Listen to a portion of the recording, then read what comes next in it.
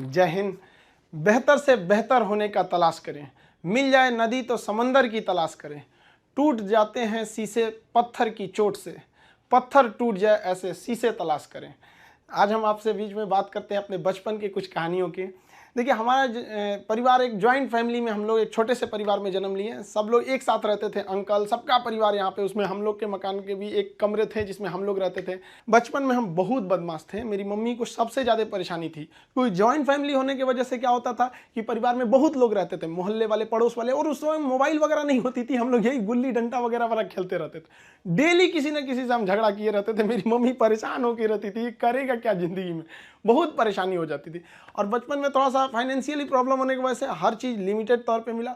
School, हम एक normal से स्कूल में गए, और पेंसिल वगैरह तक का भी बचपन में हिसाब मिलता था। पेंसिल खरीद के आती थी, उसमें से आधा काट के आधा तुम लो आधा तुम लो, तुम्हारा पहले कैसे खत्म हो गया, तुम्हारा ज़्यादा कैसे चला। काफ़ी ये सब समस्याएं थी। घर के आगे एक कॉलेज था, उस कॉलेज में हम लोग जाते थे देखने के लिए। किसी का पेंसिल तो छूट नहीं गया, किसी का पेन, मतलब जो कुछ किसी का रह जाता था छुट्टी के बाद तो लेके आते थे लोग। या फिर किसी का, मतलब कोई किसी के पेज में, किताब में, कॉपी में कुछ पेज सादा बच जाता था, तो हम लोग उसको कलेक्ट करके ले आते थे और मम्मी को देते थे। मम्मी देखिए, इसमें 2 पेज सादा है, इसमें 3 पेज है। उस सबको ले आके एक जगह बनाते थे। मम्मी उसको सुई धागा से सिल देती थी और उसको हम लोग एक कॉपी बना लेते थे। आज भी आदत उसी में है। ये आज महंगी कॉपियों पर तो हाथ ही नहीं चलता है, वहाँ पर उसी भी आदत लग गई है वहाँ। और बचपन में हम लोग के घर पे गाय वगैरह भी थी, छोटे छोटे जानवर वगैरह, ये सब के पालने में इन लोग के लिए करते रहो। ये सब करते करते बचपना निकल गया। और इस बीच मेरे पिताजी जो थे वो अलग अलग जगहों पे वर्क करते रह गए, कभी शिप बिल्डिंग में, कभी पाइपलाइन में, कभी फॉरेन में, अलग अलग जगह पे। एक स्टेबल नहीं रहा, जिसका खामियाजा हम लोग को आगे जाके बहुत बड़ा भुगतना पड़ गया था। फाइनेंशियली खराब होने की वजह से हमको शुरुआत में, हम जब 8 पास किए तो वहीं से हमको फौज में जाने का थोड़ा सा जुनून लगा कि हमको फौज में जाना चाहिए। तो हम 9th में जब पढ़े थे, सैनिक स्कूल का एंट्रेंस का एग्जाम दिए, उसमें मेरा सिलेक्शन ही नहीं हुआ। पता नहीं क्यों सैनिक स्कूल में नहीं हुआ। तो फिर हमने पॉलीटेक्निक का दिया। तो पॉलीटेक्निक के भी उसमें देखिए, एक्चुअली क्या है कि जो एकेडमिक पढ़ाई होती है उससे थोड़ा सा बेटर होता है जो कॉम्पिटिटिव होती है। तो 8 के बाद ही सैनिक के लिए एक कॉम्पिटिटिव वाला माहौल आ गया था। फिर पॉलीटेक्निक में दिए, उसमें रैंक अच्छा नहीं आया तो हम कहे छोड़ो, अब नॉर्मल 10th यानी मैट्रिक करते हैं, उसके बाद इंटर करते हैं। इंटर करने के बाद फिर हम लोग ने सोचा कि एनडीए का देते हैं। इस बीच एआई ट्रिपल हम लोग के वक्त में होता था, एआई ट्रिपल ही, उसको दिए। आईआईटी के दिन तो हम सोए रह गए थे वहाँ। फिर एनडीए के गए सिलेक्शन के लिए, तो एनडीए में रिटन एग्जाम हुआ, वो काफ़ी ठीक ठाक था। और एनसीसी वगैरह हम लोग ने किया था, तो उससे फौज से काफ़ी ज़्यादा उससे जानने को मिल गया, कौन सा हथियार कैसे काम करता है। ये वो एक जुनून हो गया कि भाई हम लोग को ये कॉन्फिडेंस था ना कि फौज में हो जाएंगे तो ट्रेनिंग की कुछ खास जरूरत नहीं पड़ेगी। हम लोग तो इसे बहुत हद तक जानते हैं हथियारों के बारे में। सब होने के बाद वहाँ पे क्या होता है कि ये सिलेक्शन काफ़ी प्रोसीजर काफ़ी कॉम्प्लेक्स होता है। वहाँ मेडिकल जांच होती है हर चीज़ का। मेरा हाथ काफ़ी टेढ़ा है, अभी इतना टेढ़ा होने की वजह से दोनों हाथ कि मतलब अब मेडिकली आउट कर दिया जाए। अब मेडिकल आउट होने की वजह से ये सब चीज़ें सही नहीं हो सकती हैं। तो यही एक तो वही था मेरे लाइफ का। इसके आगे हमने कोई सपना ही नहीं देखा था कि हमको कुछ और भी करना है। शुरू से ही फौज में ही जाना था हमको। अब हमारे लिए तो एकदम विकट परिस्थिति हो गई, साथ ही साथ फाइनेंशियली भी दिक्कत हो गया। अब क्या करें। तो नॉर्मल एक सरकारी स्कूल से इंटर था मेरा, फिर एक नॉर्मल ग्रेजुएशन किए, ग्रेजुएशन बीएससी। अब इसमें फाइनेंशियली दिक्कत भी बहुत ज़्यादा आ गया।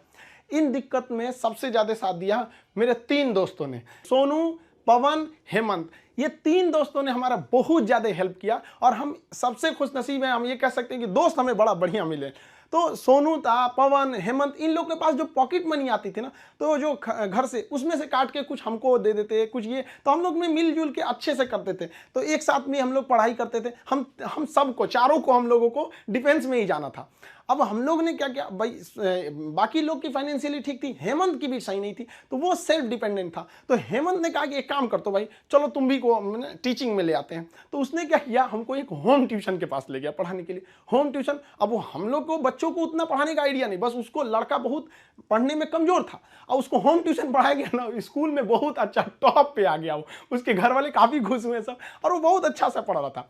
इसी बीच उसने कहा कि चलो तुम्हें एक कोचिंग में इंट्रोड्यूस करते हैं। तो एक कोचिंग में गए, वहाँ पे मतलब काफ़ी स्टूडेंट जो थे, मतलब बहुत ज़्यादा नहीं थे, नॉर्मल था कोचिंग वहाँ पे। वहाँ हम गए तो हमको फर्स्ट दिन केवल 6 लड़के मिले, और 6 लड़के में अजीब सा माहौल हो गया। वो हमको, मेरी दाढ़ी उड़ी भी नहीं थी, तो अजीब, उनको लगा कि तो हम ही लोग के बीच का है।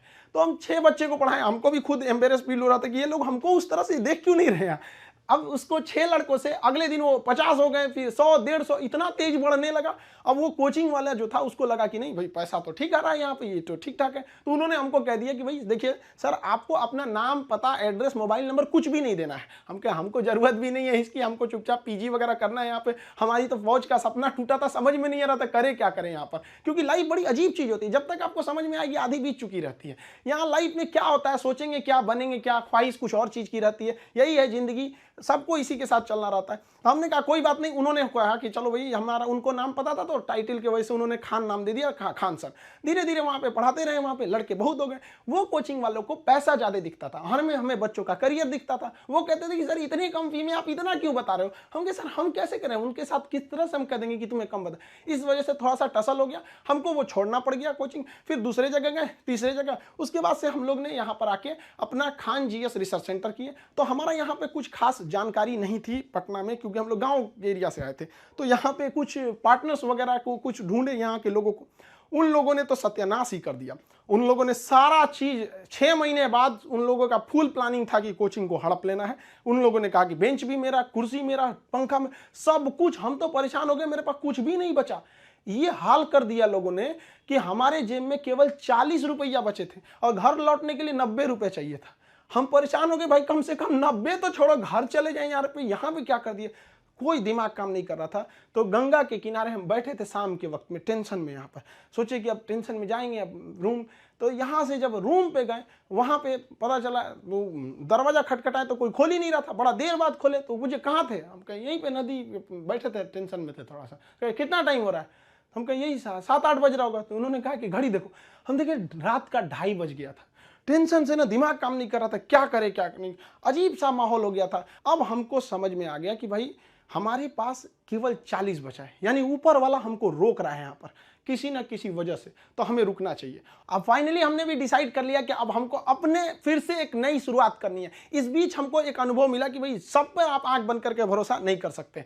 अब टीचर और स्टूडेंट का एक रिलेशन भारत में बहुत बेहतरीन है, ये आदिकाल से देखा जाता है। तो हमने क्या किया ना, अब कोचिंग्स में ना स्टूडेंट्स जो थे, बहुत जो पुराने थे, जिनका मान के चलिए कहीं जॉब हो गया, अभी ज्वाइनिंग लेटर का वेट कर रहे हैं ऐसे, तो उन लोगों को रखे कि भाई देखो हम लोग को फिर से शुरुआत करनी है, क्योंकि ऐसे हम लोग छोड़ नहीं सकते हैं। क्योंकि यहाँ क्या हो गया कि कोचिंग एक इंडस्ट्री बन चुका है, लोग इसको इनकम सोच रहे हैं। अब हम लोग आंख में इसलिए खटकते थे, हम लोग के लिए पैसे मायने नहीं रखते थे, लड़कों का पढ़ाई मायने रखता था। तो प्रॉब्लम तो सबको हो रही थी, तो हम लोगों को ये शुरुआत करनी थी। अब शुरुआत किए कैसे तैसे, थोड़ा बहुत पैसे से स्टार्ट किए लोग। अब वहां पे क्या है कि जो गरीब है पैसे मत दो भैया, विकलांग हो मत दो, कभी कोई इस तरह से जोर नहीं दिया गया। इस वजह से ही फाइनेंशियल प्रॉब्लम है। अगर अदरवाइज में आदमी पैसे के पीछे पड़ा रहता तो कोई प्रॉब्लम नहीं था। इस बीच हमारे कोचिंग पे बम चल गया, तब तोड़ बम चल रहा है। हमको अजीब सा लग गया कि भाई हम कोचिंग में ही बॉर्डर पे खड़े हैं, हमारा सपना तो नहीं पूरा हो गया, हम फौज में आ गए हैं।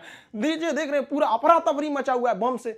इतनी तबाही हो गई हमको, मतलब एकदम लास्ट में आ गए कि हमको अब लगता है यहाँ से छोड़ देना पड़ेगा। फिर लड़कों ने कहा कि सर आप हाँ हिम्मत मत हारिए। हमारे कोचिंग में, हमारा जो कैंपस है इसके अगल बगल में 17 कोचिंग है, सबका शटर बंद हो गया, सब लोग भाग गए लोग।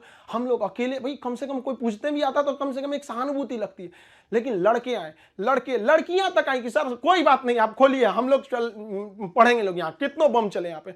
तो हम क्या किए, पूरे कैंपस में मेरे कोचिंग पे सुबह में बम चला था, शाम वाले बैच में पूरे फुल प्लेजेड से स्टूडेंट आए थे, और जो बच्चे पढ़ रहे थे उसके अगले बैच के बच्चे नीचे खड़े होकर कह रहे थे कि अगर बम चलेगा तो पहले हमारे ऊपर बम चलेगा, कोचिंग को कुछ नहीं होने देंगे। बहुत हेल्प हुआ हमको यहाँ पर, बच्चों ने ही हमको बहुत ज्यादा सपोर्ट किया। और धीरे धीरे ऊपर वाला सबको देखते रहता है, क्योंकि हम दूसरे के सीसीटीवी कैमरे से बच सकते हैं, ऊपर वाले के सीसीटीवी कैमरे से नहीं बच सकते हैं।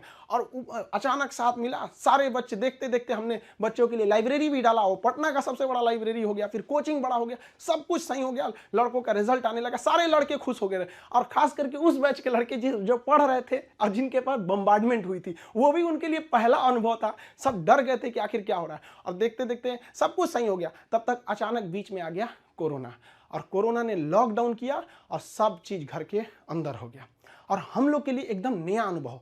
और नॉर्मल जब कोरोना होगा, शुरुआती लॉकडाउन इतना स्ट्रिक्ट था, पता चला कि अब तो आपको ऑनलाइन ही पढ़ाना पड़ेगा। और हमारी जैसे ऑनलाइन आदमी को ऑनलाइन कुछ पता ही नहीं, फेसबुक चलाने नहीं आता हमको, सुनते हैं कि टेलीग्राम व्हाट्सएप की तरह होता है, लेकिन हमको आज तक टेलीग्राम पता नहीं चल पाया। और हमारे जैसे आदमी को ऑनलाइन आना पड़ेगा, तो हम तो आफत हो गया मेरे लिए। तो हमारे गांव पे मेरा दोस्त था, उसकी फोटोकॉपी की दुकान थी, छोटी सी शॉप थी फोटोकॉपी की। अब आप समझ सकते हैं फोटोकॉपी की दुकान पे क्या इंफ्रास्ट्रक्चर, कितनी बड़ी बिल्डिंग तो होगी नहीं, छोटा सा जगह था। अब वो शटर सामने थी, शटर गिराते थे लोग, एक लकड़ी का पलाई बनाए उस पर पढ़ाना चालू किए। पता चला सामने से पुलिस की गाड़ी जाती थी, तो शटर के अंदर हम लोग पड़े हैं, पसीना हो रहा है, वैसे पुलिस का सायरन आ रहा है, आवाज आ रहा है। लड़के कह रहे सर कैसे वीडियो बना रहे हैं, कहाँ से बना रहे हैं, ना लाइट सही है ना आवाज सही है। हम कहे भाई हमको यही है जो है यहाँ पे। मेरा सारा सेटअप जो पढ़ाने का इंस्ट्रूमेंट होता है, जो पीछे पैनल लगे होते हैं पढ़ाने के लिए, वो सारा पटना में रह गया था और हमारे गांव में ऐसी व्यवस्था नहीं थी। हम क्या करें? और जो 2020 का लॉकडाउन था, बहुत ही स्ट्रिक्ट लॉकडाउन था, तो उस लॉकडाउन में हमको आना था पटना, कैसे भी आने का कोई साधन नहीं था। तो हम ट्रक के क्लीनर बन के आए थे, खलासी जो होता है, ऐसे गंजी पहन के गमछा बांध लिए थे, चलो चलो चलो, ऐसे क्लीनर बन के आए यहाँ पे, खुद ही लोड किए, सब कुछ किए और लेके जाए। अब स्टूडियो कैसे बनता है भाई पता ही नहीं, तो 2 ठो बांस लाए, ऊपर बांस लगाए, उसमें ट्यूबलाइट को रस्सी से बांध के बना दिए और वैसे ही पढ़ाना चालू किए लोगों को। अब वहाँ मेरे पास हर साधन आ गए पढ़ाने वाला, अब लोगों को समझ में आने लगा। धीरे धीरे धीरे धीरे लोग पसंद करने लगे यहाँ पे कि हाँ ये बात सही है। अब हमारे एक दिल्ली के हमारे एक मित्र हैं मिश्रा जी, उन्होंने सारा सेटअप किया कि ये कैमरा ठीक रहेगा, ये लाइटिंग ठीक रहेगी, ऐसे ऐसे सही रहेगा। उन्होंने बहुत बेहतर काम कर दिया, मेरे लिए अच्छा हो गया।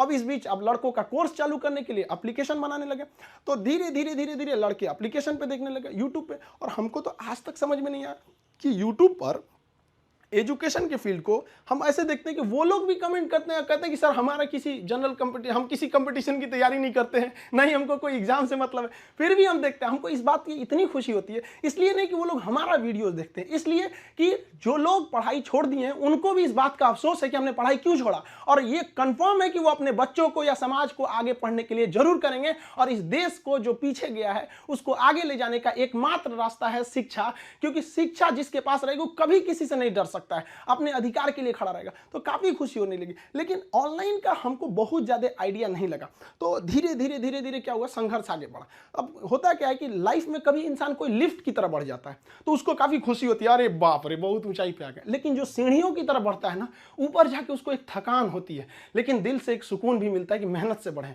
तो उसके लिए ऊंचाई बहुत मायने नहीं रखती है।